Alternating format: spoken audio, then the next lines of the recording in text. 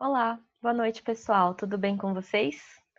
Bom, é um prazer estar aqui mais uma vez para a nossa aula e hoje a gente vai falar de um tema muito importante, tá? A gente vai falar sobre receituário, tarja e rótulo, ou seja, como é que é a embalagem do medicamento. Vocês provavelmente já conhecem, já viram medicamentos em casa, né?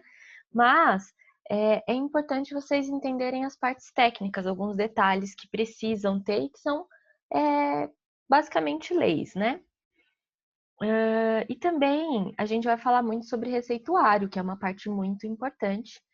Então, sem perder mais tempo, vamos lá. Então, o nosso tema de hoje, tarjas, rótulos e receitas.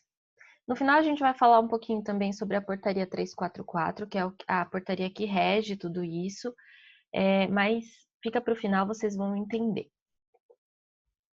Vamos começar então com a rotulagem e as tarjas.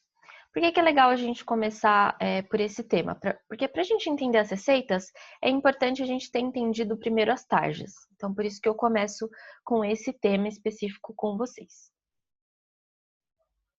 Então é o seguinte, as embalagens de medicamentos, elas são todas regulamentadas pela Anvisa, tem um padrão específico, né, que vocês conseguem observar. Se vocês pegarem caixinhas de diversos laboratórios, vai mudar a cor, mas o padrão, né, que tem o nome, as tarjas, algumas coisas específicas escritas sempre existem. Então é um padrão já imposto pela Anvisa, por lei, e todas as caixas de medicamentos precisam conter isso, e os rótulos também têm algumas padronizações. O que precisa muito ter nessa caixa, que é essencial? Nome do medicamento, então é o nome do princípio ativo, e no caso de haver um nome comercial, como de um medicamento de referência ou similar, vai ter também esse nome comercial primeiro e depois o nome do princípio ativo. No caso dos genéricos, só aparece o nome do princípio ativo, como a gente comentou na aula anterior. A dosagem desse medicamento e o princípio ativo pode ser mais de um, né? Então, só esclarecendo o princípio ativo ou os princípios ativos e a dosagem ou as dosagens, dependendo se é mais de um medicamento ou não. O número do registro do medicamento, então todo medicamento, se ele é composto ou separado, ele tem um registro específico, né? E aí ele precisa apresentar o número desse registro. Se vocês forem olhar nas caixinhas, até recomendo que vocês peguem a caixinha de um medicamento para acompanhar com a aula de hoje, é legal. A tarja de classificação, se houver, a gente vai falar disso já já. A indústria fabricante, não a empresa que fabrica, precisa ter o nome lá, a descrição direitinho, o lugar, quem que transporta, enfim. O nome e o registro do profissional qualificado responsável, isso vocês encontram na caixinha e no rótulo, tá bom? Na maioria das vezes. Então, tem lá o nome do profissional farmacêutico responsável por aquele medicamento. Forma farmacêutica, se é líquido, xarope, comprimido, cápsula, enfim. Quantidade, então tem 30 comprimidos ou tem 200 ml, sempre vai aparecer também na caixa. Via de administração, se é de uso oral, geralmente é uso interno ou uso externo, que aparece na caixa, tá bom? Mas alguns pode ser um pouquinho mais detalhado. E o lote à validade, extremamente importante. O medicamento precisa ter o lote à validade. Tem também alguns detalhezinhos, ó, eu trouxe aqui uma caixinha, como o lacre de segurança, e esses detalhes que eu vou falar agora são muito importantes para a gente identificar medicamentos falsificados ou adulterados, tá bom? O lacre de segurança em alguns medicamentos falsificados falta, não existe. E esse que tá aparecendo aqui, ó, vou mostrar para vocês. Tinta reativa ou selo de rastreabilidade, é também uma marquinha que aparece aqui e tem essa função, né? É um pouco difícil de reproduzir. E tem também aquela raspadinha. A gente não costuma olhar e ver ou fazer isso, mas as caixinhas ela tem uma raspadinha. Se você raspa, geralmente tem um logo embaixo ou uma logomarca da empresa, enfim. E os medicamentos falsificados geralmente têm a raspadinha, mas embaixo não tem nada. Então é legal verificar isso também. Uma coisa que é importante ter também é o telefone do serviço de atendimento ao consumidor, que é o SAC, que é um serviço onde a pessoa pode entrar em contato e reclamar de alguma coisa ou tirar alguma dúvida, enfim. dados individuais, número de registro, como eu comentei, informações farmacêuticas, tem várias informações mais para a farmácia mesmo aqui também na caixinha.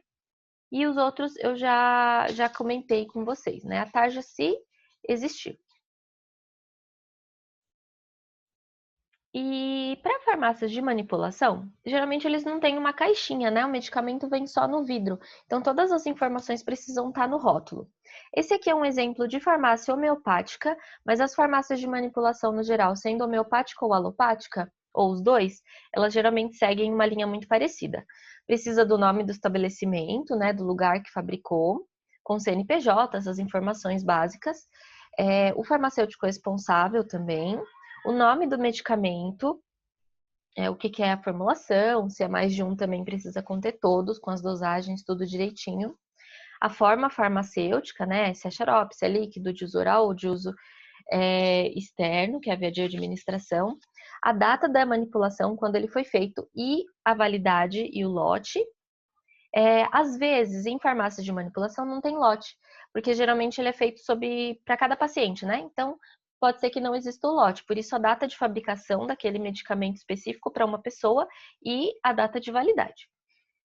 E essa informação, né? Farmacopeia homeopática brasileira, que é onde é inspirado ou de onde saem todos os procedimentos desse medicamento, no caso da homeopatia é essa, e no caso da farmácia alopática, a gente coloca só a farmacopeia brasileira mesmo. E aí vamos falar um pouquinho das tarjas, né? Esse aqui é um slide com muito conteúdo, mas é porque tem várias tarjas aqui, eu poderia ter dividido em dois, mas assim, vocês conseguem num slide só ver tudo. Então vamos falar do menor grau até o mais alto, tá bom? A gente começa com sem tarja. Tem medicamento sem tarja, professora? Tem sim. A gente tem alguns medicamentos que não tem tarja nenhuma.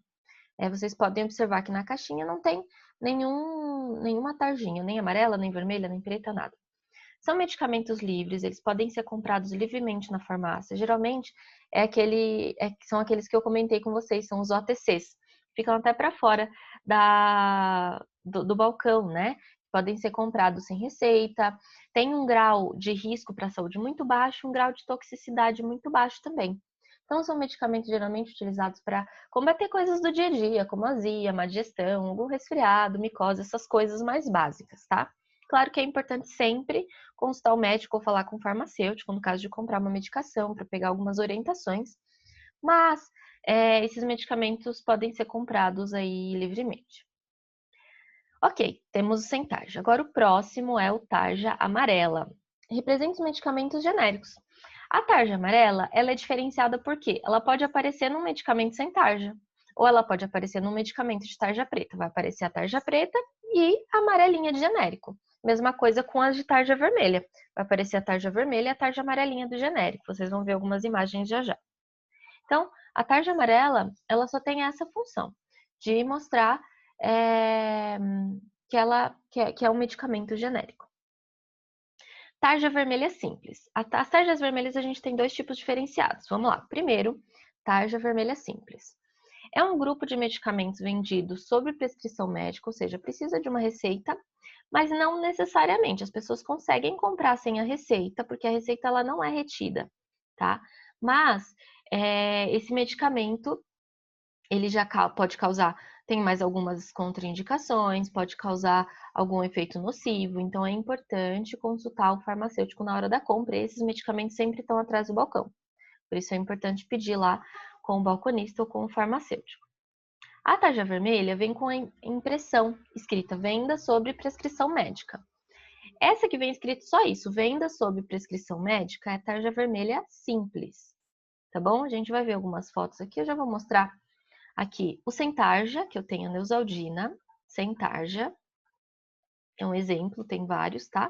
Tá vendo? Não tem nenhum risquinho, nenhuma tarja nessa caixinha. Não tem tarja alguma.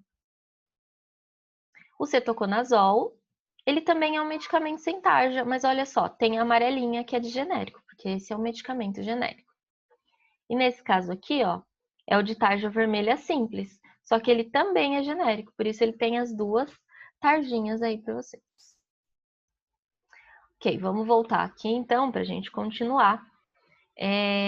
na tarja vermelha e tarja preta. Ou melhor, eu vou pausar o vídeo agora para continuar na próxima parte. Continua assistindo os vídeos da aula de hoje, que está bem interessante. Até já já.